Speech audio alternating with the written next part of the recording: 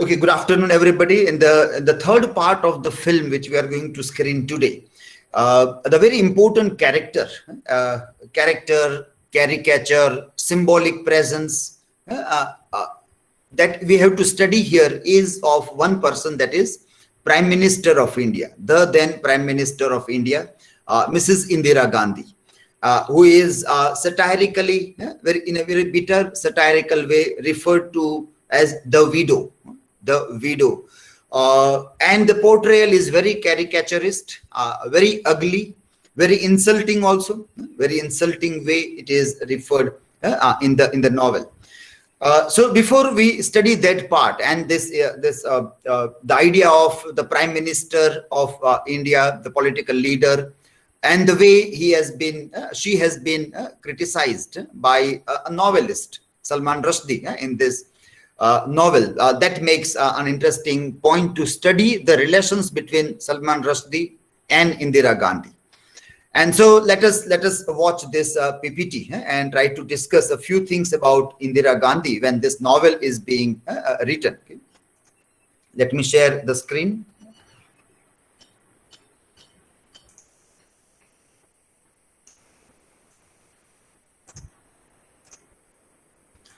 So let us try to see it in this term of Mr. Rushdie and Mrs. Gandhi and Midnight's Children as the point of central debate or discourse between these two relations.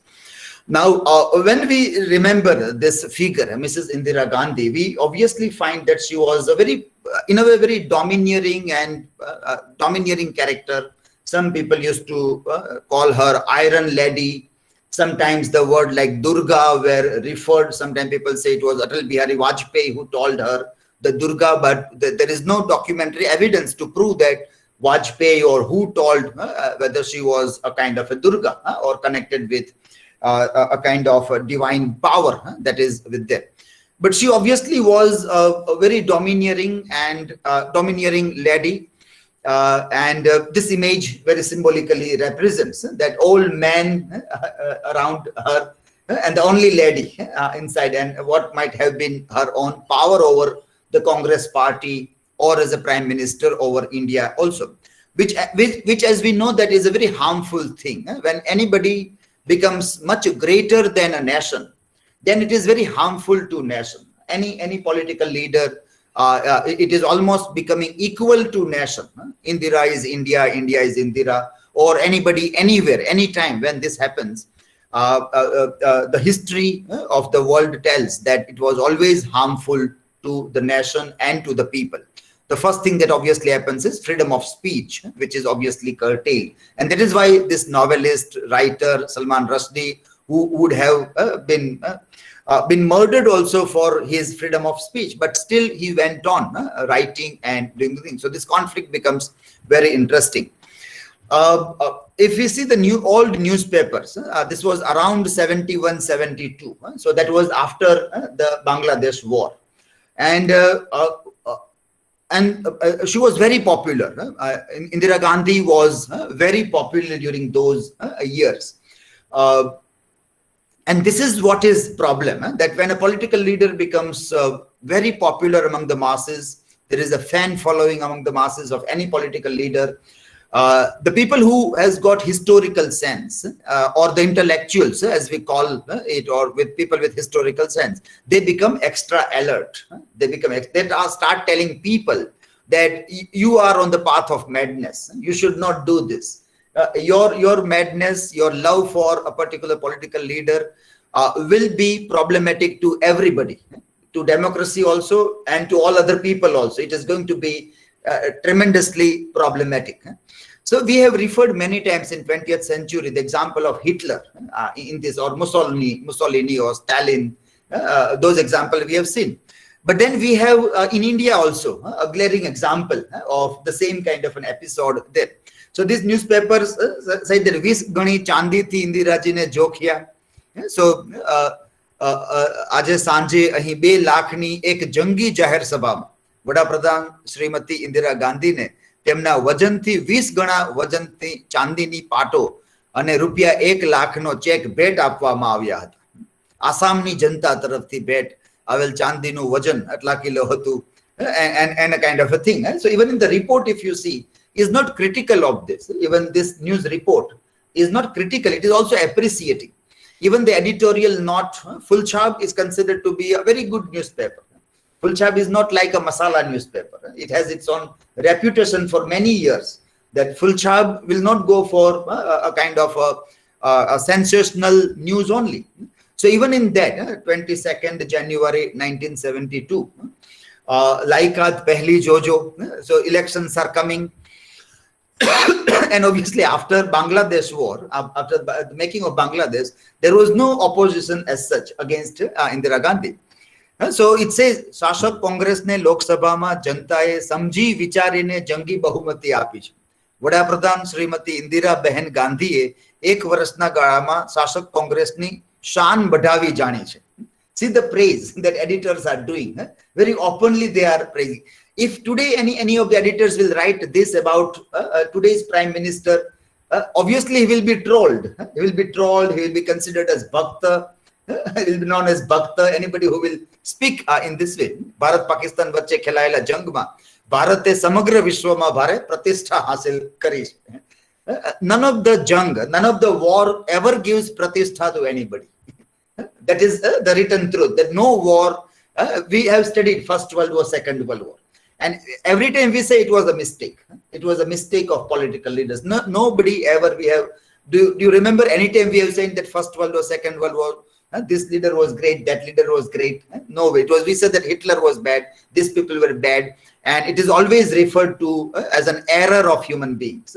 Tremendous error and mistake. It is never pratishtha. No jung is ever a pratishtha for anybody. And when these things are written, it is highly problematic thing about the person. So વડાપ્રધાનની Kushagra બુદ્ધિ, ત્વરિત નિર્ણય લેવાની શક્તિ, મક્કમતાએ આજે અશક્યને શક્ય બનાવી જાણ્યું છે. ઐતિહાસિક સિદ્ધિનું બહુ મૂલ્ય બહુ મોટું છે. So this pratima image, we call about chabi. There is always this idea about chabi. And this, so Congress રાષ્ટ્રની છબીમાં ઉમેરો કરવામાં આવ્યો છે ઇન્દિરા ગાંધી દ્વારા.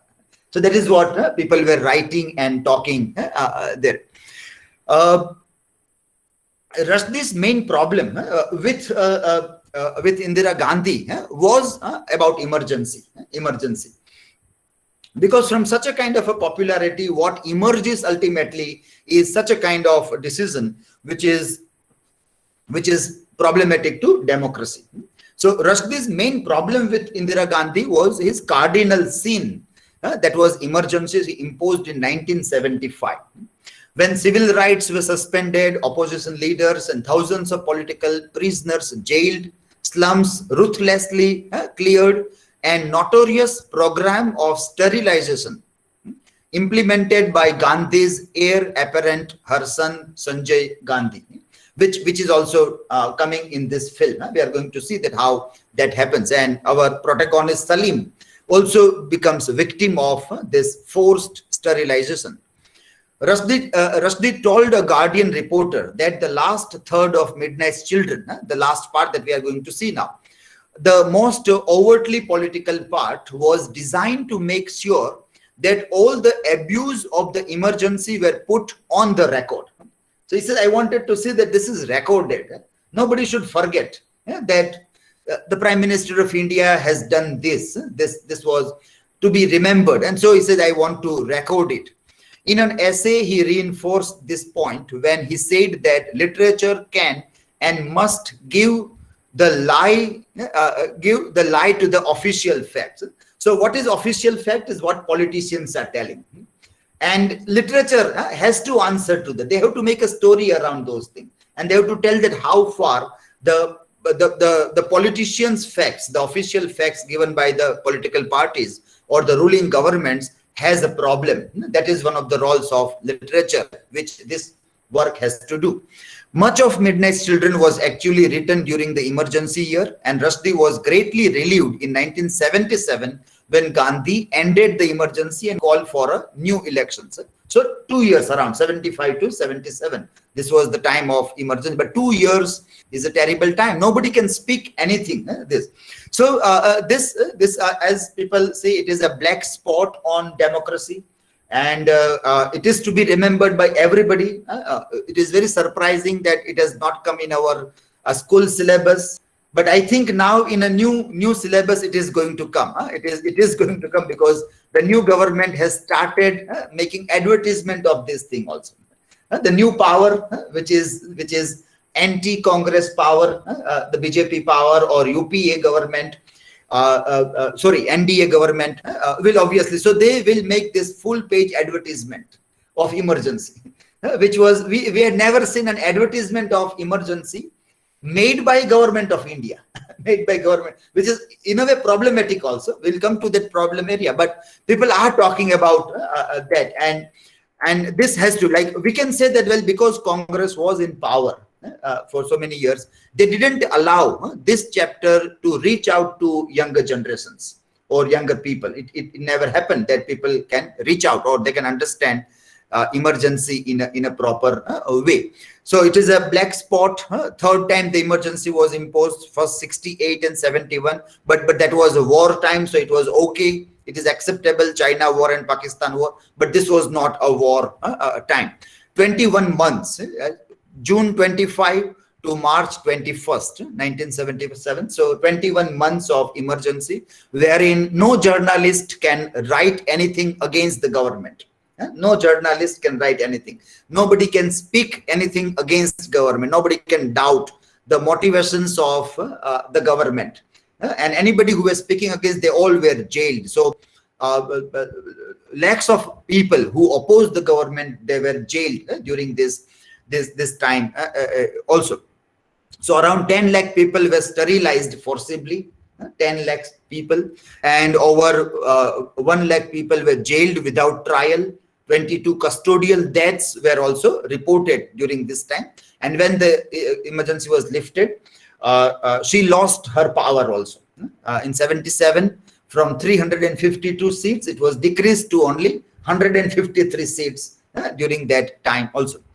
So what happens during this time when we are trying to see literature and politics together? So we have a very glaring example of film Aandhi, Gulzar's film Aandhi, which was released during this time, 1975. February it was released. In June, emergency was imposed. And there was one character. You can see the picture of the lady there, which also in a way looks like Indira Gandhi, with the tuft of white hair, which was a trademark of Indira Gandhi. So people thought that this is the life of Indira Gandhi. This is, now what is this life of Indira Gandhi, which Gulzar is trying to portray in Aandhi? It was that she is a daughter of politicians. She is very ambitious. She also is a political leader, and she is ready to sacrifice husband, love, family, anything for political ambitions. That was that character in film Aandhi. And people started looking at this, that this is Indira Gandhi's life. And if my voice is breaking, just let me know. Is my voice breaking? No, sir. Yeah. Okay. Yeah. Okay. So this now there were a couple of scenes in the film where this female protagonist is drinking and smoking. Now we know that in India we have a terrible problem with drinking and smoking. We equate that with a kind of immorality. And many people started using those film sequence even in the propaganda of politics of the day against Indira Gandhi. And so when emergency came, it was banned. This film was officially banned during that time. And then in December 1975, when this film was re-released, there was a reshoot of some part. It included the controversial drinking scene, and to establish the fact it was not a biopic, a scene with Aarti Devi, which is the female protagonist. Aarti Devi, looking at the framed image of Indira Gandhi, tells her father that she wants to serve India like Indira Gandhi. Wo meri ideal hai. That scene was added afterwards. That scene was, and now you can imagine the control over cinematic imagination. કે ફિલ્મના એક પાત્રનો એક add કરવું પડે કે આ ઇન્દિરા ગાંધી ના જેવું મારે થવું છે. Want to serve India like Mrs. Gandhi. Well, that was not at all for Salman Rushdie. It was not a service. It was a disservice to Indian democracy. Whereas the film here says that I want to serve India like Mrs. Gandhi, wo meri ideal hai, and a kind of a thing. And even after Indira Gandhi lost the general elections of 1977, Janata Party came into power. Janata Party came to power. It was, and this film was re-released and also shown on national television, Doordarshan. So how cinema or art is been politicized also. And it was that. So this was the film which has lots of controversy around this also. And what we see is an attempt by Indira Gandhi or the ruling party to suppress the voice of literary imagination, to suppress the voice. Now this is what Salman Rushdie was against, and this is what he said, that this must be documented. You have to tell something very clearly by portraying this lady, this character in this. It must be recorded somewhere. So when government started making advertisement, other thing, this is very problematic because well, today's prime minister, if he is talking something bad about the previous prime minister, it obviously becomes somewhere problematic. Literary writers can do that. Literary writers under the power of imagination can do. But the way political parties use those chairs, they are in a position as a prime minister or as a president. And then you are that only. You are not another. You are that only. And then using the funds, public funds for this becomes problematic. But well, we can say that this must be a chapter in our school books where people learn that this is an error. Then what happened during this time should be taught, so that whenever it starts happening, people become alert also. So when we say that today there are rules that you cannot write against government on Twitter or Facebook. Or many people were caught posting on a tweet that I want oxygen bottle during Corona time. There were cases. Now that exactly is emergency. This is what was in emergency, that you are not able to speak. Your government says that we have all the supply, and you say I don't have a supply. You should be caught. You are a liar. That is what it says. That is what emergency was all about. So if we learn, we understand. If that starts happening around us, we can become alert also. This book is very interesting book, from where we are going to take one interesting part to study this relation between Salman Rushdie and Indira Gandhi. Okay? So with this context in behind, we come to this book, and we want to read a few paragraphs from one chapter in this book, which is directly addressed to Salman Rushdie and Indira Gandhi. This is written by Katherine Frank. This is a biography, Indira Gandhi's biography, the life of Indira Nehru Gandhi. And Katherine Frank wrote this. It's a very comprehensive biography of Indira Gandhi. And it is good because it is not all praise of Indira Gandhi. It is not all praise of Indira Gandhi. In an unforgiving and ruthless style, which was met with widespread criticism from Congress supporters and leftist thinkers, but nobody has still been able to deny facts mentioned in the book. You do not like the way things are written about Indira Gandhi, but what is written, you can't deny the facts about that. Their problem with the book was only because Katherine Frank was blunt in presenting both sides of Indira. The positive side, which anyway was being propagated by state-controlled media, that we know. We know that, well, these people work 18 hours a day. એ તો આપણને ખબર જ હોય કે કેટલું બધું કામ કરે છે, પણ એ શું નથી કરતા એ ખબર ના હોય. That is very important to be narrated. But also the unknown side, especially related to her life before politics, which was hidden from public purview. And this chapter on Mr. Rushdie and Mrs. Gandhi also is very important. So what is Katherine Frank writing in, and why it is very important, a kind of having a universal appeal when we look at literature and politicians. As far as we know, Salman Rushdie and Indira Gandhi never laid eyes on each other in the flesh at any rate. They had never met each other face to face. Once it happened, she's writing that in 1982, there was India Festival in London. and Margaret Thatcher. Margaret Thatcher was Prime Minister of England, and she invited Salman Rushdie for a dinner, where Indira Gandhi also was there. Indira Gandhi also was there and was invited, but Rushdie denied. Rushdie denied that going to the. Now see, you are living in London, you are almost citizen of that country. Your Prime Minister is inviting you. Indira Gandhi is coming, so you say no. You are not going to be a part of that gathering, which is very interesting aspect of literary writers. Writers are not supposed to bow down to the powers. When they get awards from the government, they have to be very careful that કે award na વજન માં એની કરોડરજ્જુ ઝૂકી ન જાય. એની કરોડરજ્જુ ઝૂકી ન જાય એ બહુ મહત્વનું છે. The accusation which also goes to Harivansh Rai Bachchan કે એમને પણ જ્યારે ઇન્દિરા ગાંધી તરફથી એવોર્ડ આવે પછી ઇમરજન્સીમાં એ શાંત થઈ જાય છે. એ કવિ એમનો જે અવાજ છે એ ઇમરજન્સી સમયે એકદમ ચૂપ થઈ જાય કારણ કે એવોર્ડ મોઢામાં મૂકી દેવામાં આવે છે. And then you are not able to speak. You have to bar. You have to bar. So Salman Rushdie, we referred that it is the barking of the dog. That is what the writers are supposed to do. પણ તમે કૂતરાને રોટલી નાખી દો પછી કૂતરાને પેલું હાડકું કે રોટલી નાખી દો પછી ચાટ્યા કરે પછી એ ભસતો નથી. So Rushdie denied that. Thatcher invitation to luncheon in honor. It was a luncheon, sorry, not dinner. Luncheon in honor of the visiting Indian Prime Minister, and thus he failed to meet the women he pilloried in Midnight's Children as the widow. Because of Rushdie's absence, it was left to Mrs. Thatcher. A very interesting thing happened. Rushdie didn't come. His book was very popular. 1981, the book is released. Everybody is talking about that book. So Thatcher thought that કે ભારતના વડાપ્રધાન આવ્યા છે એને Impress કરવા માટે એમની એક કિતાબમાંથી કંઈક વાંચીએ. And she is reading something from Midnight's Children. Margaret Thatcher. Politicians are all equal. એને કંઈ બહુ ગતાગમ હોય નહીં. રાજકારણીઓને બહુ એટલી બધી એ સમજ હોતી. આપણે બોરિસ જોન્સન અત્યારના હોય કે માર્ગરેટ થેચર ત્યારના હોય. ખાલી ગોરી ચામડી આવી જવાથી લોકો હોશિયાર થઈ જતા નથી. Well, she thought it will be good. So she read. Now we can see it is written here.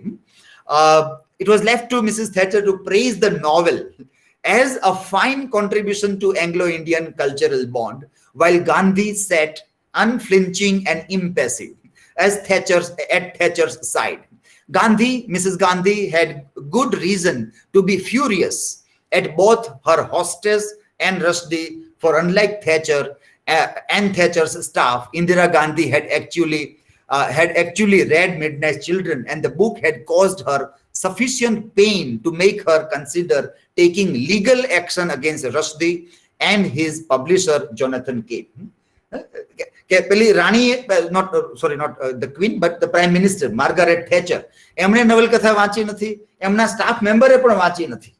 જે એમને બુક વાંચી હોત તો ક્યારેય એ ન કરે કે આ બુક ઇન્દિરા ગાંધીની સામે ઓફર કરવામાં આવે, તેના વખાણ કરવામાં આવે. Nobody would do. But Indira Gandhi had read that novel. Indira Gandhi તો વાંચી હતી અને એને ખબર હતી કે કેવું ખરાબ લખ્યું છે એના વિશે. અને એ તો લીગલ કેસ કરવાની હતી બંને સામે, સલમાન રશ્દી સામે અને તે સામે. But that was the situation where it happened.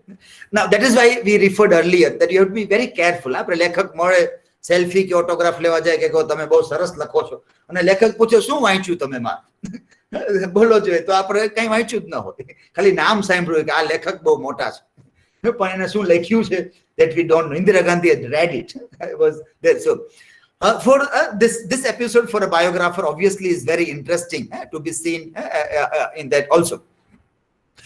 She further writes, Katherine Frank further writes in that chapter that Rushdie and Gandhi, they were very common. એમનું bringing up children તરીકે બહુ સરખું થયેલું હતું. એટલે બંને વચ્ચે આટલો બધો પ્રોબ્લેમ શેનો હોય અથવા એમના મંતવ્યો આટલા જુદા હોય એ એક પ્રશ્ન છે, એક પ્રશ્ન. And she writes that if Rushdie and Gandhi were fated to quarrel, it certainly wasn't because of a failure of understanding or due to cultural or other barriers. આપણે we do psychological reading કે આ જ્ઞાતિના છે, પેલી જ્ઞાતિના એટલે એમાં problem હોય, આ જેન્ડર છે એટલે પ્રોબ્લેમ હોય, આ ધર્મના છે એટલે પ્રોબ્લેમ હશે. But no, in case of Gandhi and Rushdie, all those cultural everything was not at all significant. from a biographer's perspective. In fact, they had a great deal in common. Despite a 30 years age gap, Gandhi was born in 1917, and then we suddenly connect that the novel also begins with 1917. 1917 Kashmir, Gandhi was born there, and Rushdie in the midnight of 1947. They came from remarkably similar background, family backgrounds were very similar. Both of their fathers took low degrees at Cambridge. Both of the parents, બંનેના father low degree ભણેલા અને ક્યાંથી? Cambridge માથી. આપણે નહેરુ ને ગમે તે બોલી દેતા હોય ગમે ત્યારે, પણ એ બધા ક્યાં ભણ્યા છે? આજે પણ ત્યાં ભણવા જવું હોય તો કેટલું અઘરું છે. That we rarely realize the intellectual capacities of the people. The Nehrus and the Rushdies were wealthy, very rich and very wealthy, privileged, westernized Indian families. They were highly westernized. Nehru also was very highly westernized. એટલે એવા ફેમિલીમાંથી કોઈ જેલમાં જ બેઠો રહે ને દેશ માટે બલિદાન આપવા તૈયાર થાય એ માની ન શકાય. એ કઈ પેલું નતું કે આમ પણ રખડો છો, કઈ મળતું નથી, શું કરું, ચલો ભારત માતા કી જય કરીએ. જેમ અત્યારે લોકો બાઇકો લઈને નીકળી જાય છે સ્વામી વિવેકાનંદના જન્મ દિવસે પણ ભારત માતા કી જય કરવા, પણ એ કામ વગરના મોટા ભાગના છે. They don't have work. But he was rich, wealthy, અને જેલમાં રહેવું, અને you don't know the future. You may be killed anytime. You may be killed anytime. અને ખૂબ જ જાયદાદ છે તમારે, and yet you are ready to sacrifice your life for country. So those are some good aspects of Nehru, which are sometimes not narrated in a proper way when the mahol, the environment is all about anti-Nehru. So they were this, and Indira Nehru and young Salman Rushdie were raised bilingually in English and Hindi Urdu culture. Indira Nehru was a cherished only child. Rushdie had 3 younger sisters, but as he said in an interview, being the only son and eldest child does make you tend to think the world revolves around you. Nominally, the Nehrus were Hindus and Rushdies Muslims, but their children received little, if any, religious instructions. So, Nehruના ફેમિલીમાં પણ ધર્મની કોઈ વાત ના આવે, એવું જ રશદીના ફેમિલીમાં, because educated one, and so they do not grow into the religion as such. So they have not received any instructions from religion. That's why only Rushdie can write about all the religions in a similar way. As adolescents, both were sent to elite public schools in England and then on to Oxford. Gandhi to Somerville College, Oxford, and Rushdie to King's College, Cambridge. They were products then of a culturally mixed background, hybrids, and as Rushdie puts it in Midnight Children, mongrel cells. So that is the background. So lots of similarities that we can see there, but both are like handcuffed to history as it is written in Midnight Children, or chained to the destiny of the country. The another thing that both of them share also is this also, that it was both their fates to be sentenced to death, and both on religious grounds. બંને ધર્મથી અલગ મોટા થાય છે, પણ ધર્મના લીધે એમને almost મરવા સુધી પહોંચવું પડે રશદીને, અને ઇન્દિરા ગાંધીએ તો મરી જવું પડે છે. So that also was very common. In 1984, 6 months after the storming of the Golden Temple in Amritsar, Indira Gandhi was assassinated by her own bodyguards, acting as Sikh militants. And in 1989, after the publication of Satanic Verses, Ayatollah Khomeini pronounced a fatwa against Rushdie, which fortunately has not been carried out. And Rushdie is still alive. Even today, he still is alive there. But these are common things about both of them.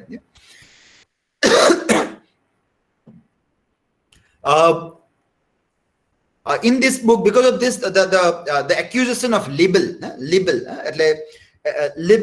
means કોઈના ચરિત્રો પર આરોપ કરવો, કોઈના ચરિત્ર વિશે ખરાબ બોલવું, જે ઇન્દિરા ગાંધી વિશે લખાયેલું છે આમાં.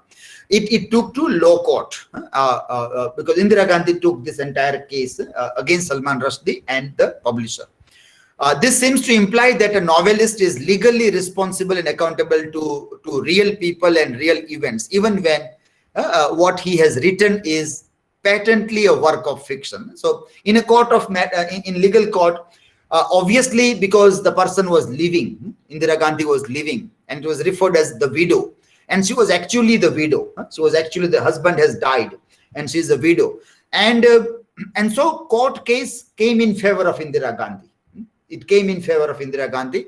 Apology was supposed to be given by Salman Rushdie, and the other thing also has to happen.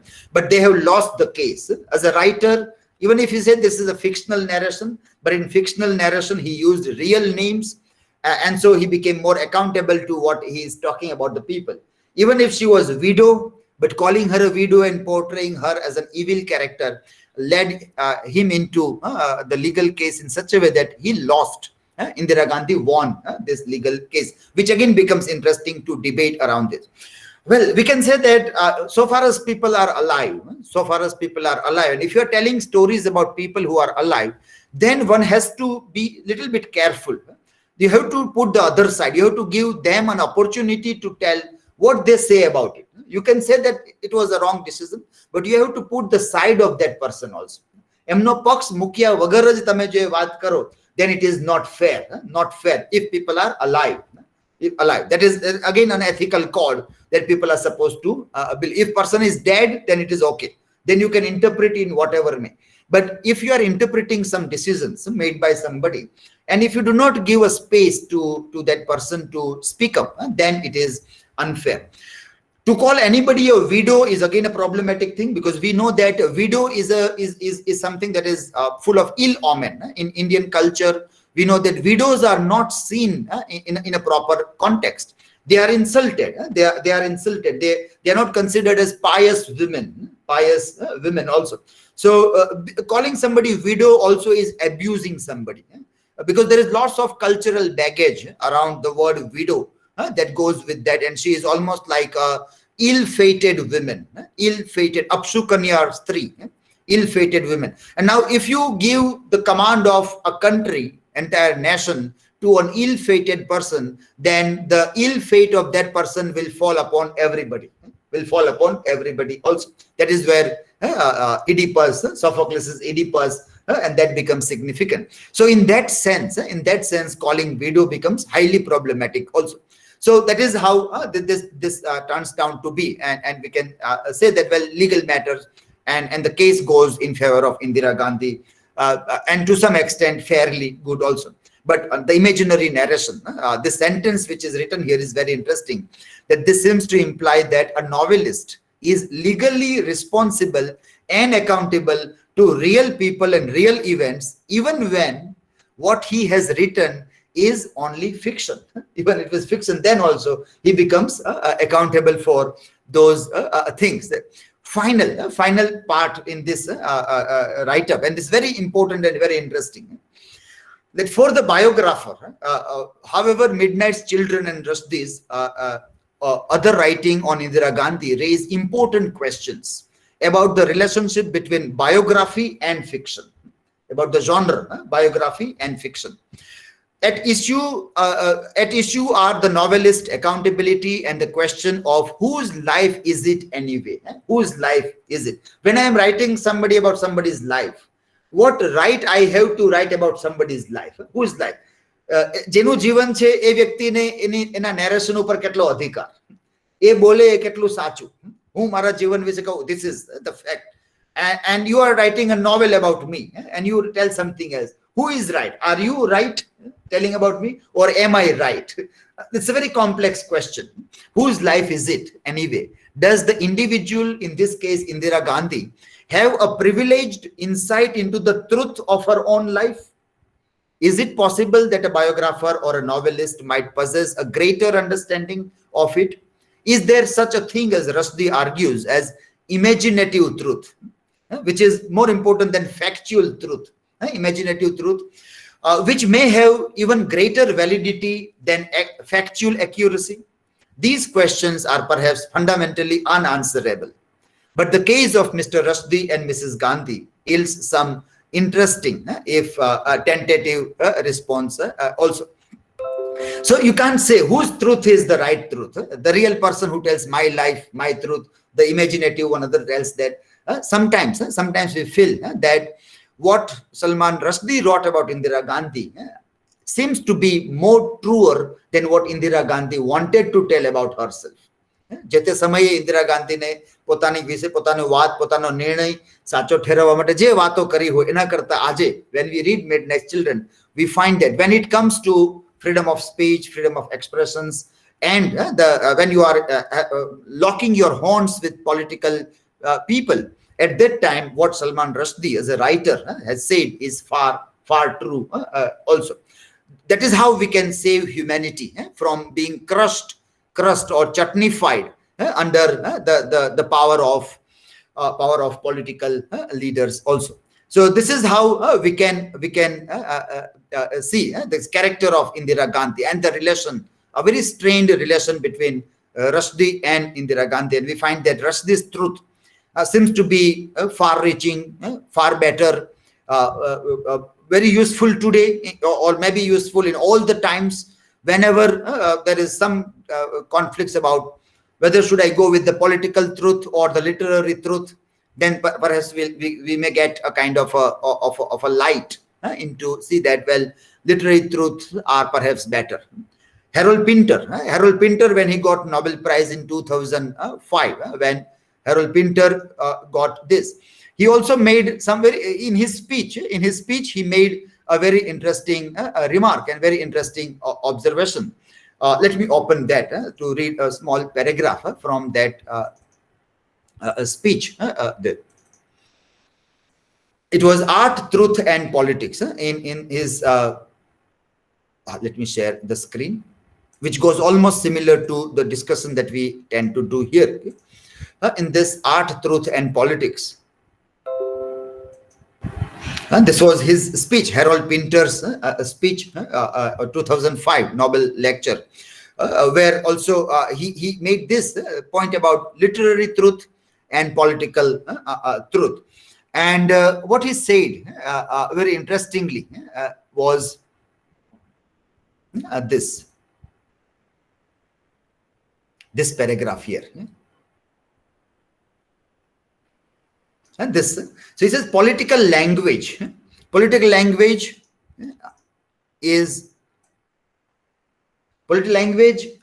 as used by politicians does not venture into any of the territories which writer is exploring.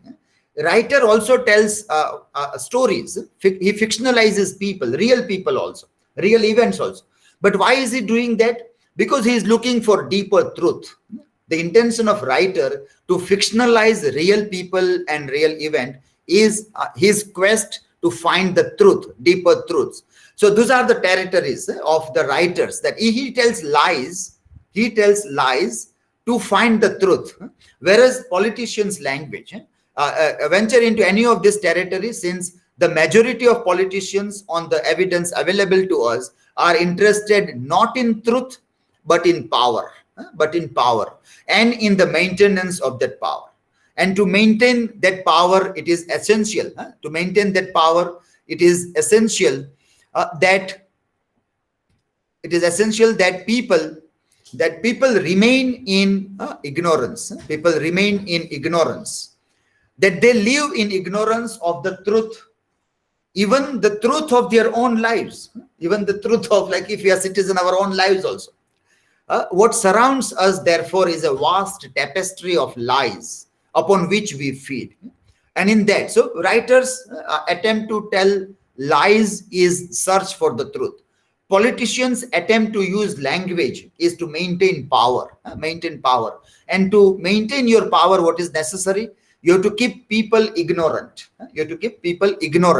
And you have to see that they live in ignorance of the truth, even the truth of their own lives. The tapestry of lies should surround that. That is a very interesting thing that Pinter said in his Nobel speech, which goes very similar to Indira Gandhi, the real person who won the battle in the legal matter, but still in the matter of literature, in the court of literature, we may say that Rushdie's truth is far ringing, far better compared to this.